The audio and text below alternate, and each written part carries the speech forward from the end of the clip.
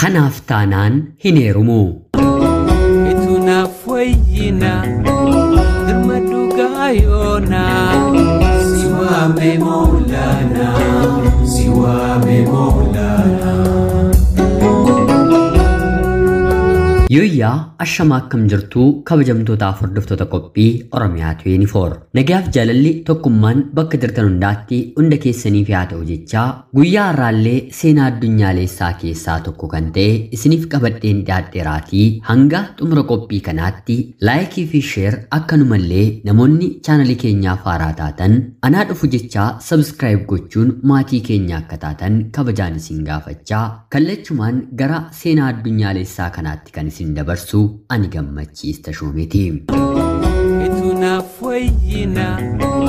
dermaduga. Dubartii baay'ee bareedduu taate maatii ishee waliin jiraattu tokkotu ture. Haatis abbaanis qacaramanii hojii hojjetanis haa ta'uutii garuu galiin argatan maatii isaanii jiraachisuudhaaf gahaa kan hin turre. Guyyaa tokko beela'anii guyyaa tokko immoo nyaatanii waliin kan jiraatani ture. Sababa kanaatiif intalli isaanii kun yeroo guddatteetti barnoota ishee qofaa irratti xiyyeeffattee kan barattu otoo hin taane umriin hojii hojjechuu ishee yeroo ga'etti maatii ishee gargaaruun dabaree tokkoon barachaa dabaree tokkoon immoo hojjechaa jireenya jalqabde. Kanaan otoo tattaafattuu wanta mana keessa hir'ate haadhaaf abbaa ishee gargaaraa otoo guuttuu waggoota erga lakkoofsanii booda haatiif abbaan dulloomanii wanta tureef umriin beenyaa ba'uu isaanii yeroo ga'u hojiirraa ari'amanii. Yeroo kanatti itti gaafatamummaan mucayyoo kanatti ni jabaata mitiire. Dabaree sadiidhaan tokko barnoota ishee lama hojii hojjechaa hanga dandeessu maatii ishee ani isiniif jira homaa hin yaaddeenaa jettee dhaladhaatii bara dhaabbachuu eegalte. Maatiin kun kan nama gaddisiisan ishee malee dhala gara biraa hin qabanii. Kanaan ammallee otoo jiraatanii guyyaa tokko bakka hojiidhaa tiippii yookiin immoo qarshii hojjetteen olitti kan kanfalamuu fi dargaggeessi tokko ni kennaafi. Guyyaa lammataa akkanumallee dabalee kenneefi maallaqni inni guyyaa guyyaatti harkatti kennuu fi baatiidhaan illee hojjettee waan hin arganneef gara manaatti maatii ishee bira deemuun dargaggoon tokko kaleessas har'as akkana naaf godhee jettee isaanitti haasa'uu jalqabde. Yeroo kana haatii fi abbaan si jaallateetii amala isaa erga qorattee booda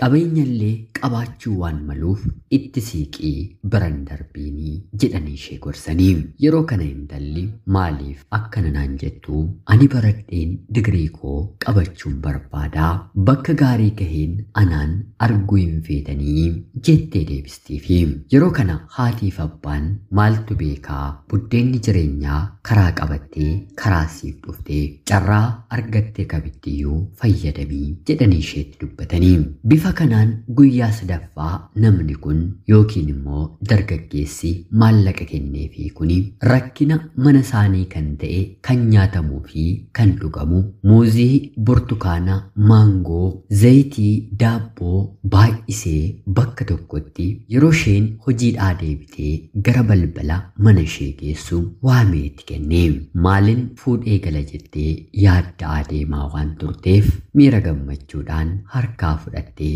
gara manaatti galchitee eenyu kana hundumaallee akka kenneefii itti himuun guyyaa biraafillee akka itti fayyadamaniif gariin firiijii keessaa gariin immoo bakka taa'u keessee maatii isheetillee himte. Yeroo kanatti haatii fi abbaan ishee dargaggoon kun baay'ee sitti siquu barbaadeera dafiitii hariiroo waliin jalqabii jedhanii ammas gaafataniini. Haa ta'uutii garuu mucayyoon kun yeroo isa kam isan qabuuf hariiroo dargaggeessa kana waliin hin jalqabaa. Ni argitu ganama barii ka'een hojjechaa ooleen galgala deebi'aa galgalas deebi'ee boqonnaan qabu barnootan deemaa halkanillee hirriba gahaa rafeen gara hojiitti hin deebi'u isa kam yeroo qabaadheen hariiroo jaalalaan jalqabaa jettee ammas maatii isheetti dubbatte. Guyyaa gara biraas akkanuma dargaggeessi kun muuzii, burtukaana isaanii maangoo godhee mucayyoo kanatti erga kennee booda ati maali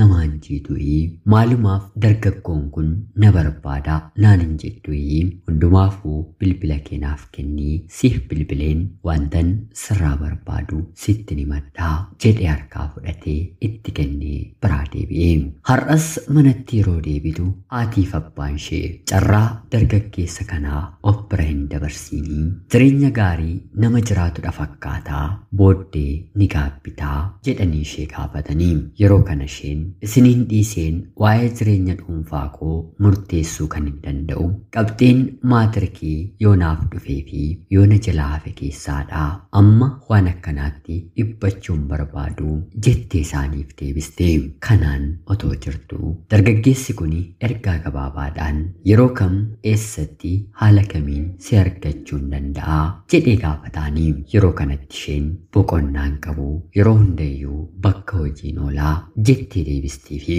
kanaan guyyaa tokko maallaqa isheen baatiitti argattu siifan kanfala jedhee ofitti ishee waame ani si waliin bultii dhaabbachuun barbaadaa eeyyamamtuu naaf ta'ii jedhee gaafateeni yeroo kanatti isheen isa kam gadi fageenyaan na beektee isa kam gadi fageenyaan ani si beekeen bultii waliin ijaarrannaa jettee deebisteefi bifa kanaan torbanoonni erga lakkaa'amanii booda maatiin ishee dargaggeessa ishee barbaadu kana gara manaatti waamanii erga gorsanii booda isaan fuulduratti qubeelaa akka hidhuu fi yoo isaan tole jechuu didde maatii sodaattee tole jechuu akka dandeessu tilmaamanii manatti waamanii qopheessanii intalli hojiidhaa gara manaatti yeroo galtu dargaggeessi kun maatii ishee fuuldura dhaabbattee kunoo eebbi maatii keenyu haa ga'u natti heerumtaayii jedhee gaafataanii yeroo kanatti isheen akkam na salphistee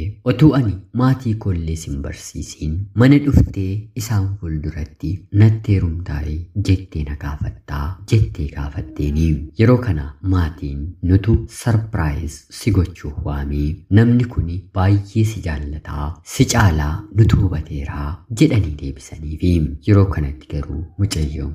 kun jireenya dhuunfaa koo waan ta'eef isiniin sodaa nama kanaaf tolen jedhu fuuldura koolaaleen murteeffadhaa jettee dargaggeessa kanas qaanessite kanaan booddee baatiiwwan erga lakkaa'amanii booda firiin qormaata maatirikii kutaa 12ffaa ishee dhufee haa ta'uutii garuu barnootatti qabamtee waan hin beekneef jireenya maatii ishee waan nyaatan waan dhugan baatii mana keessaa danda'uuf oliif gadi waan fiigduuf qabxiin maatirikii ishee jalaa hafee maatii isheef jireenya ishee jiraachaa waan jirtuuf hanga isaaniin gamchiisetti haa ta'u jetteema fudhattee haa ta'uutii garuu kanaan booddee maallaqaan kolleejjii barachuu waan qabduuf humna akka hin qabnes yerooma kana hubattee dargaggoo kana waliinis hariirootti fufuu akka qabdu qalbiitti godhattee yeroonni ishee waamu bakka inni barbaadutti deemuu ni eegalti kana keessaan otoo jettuu maatiin isheellee isa waliin hariiroo akka jalqaban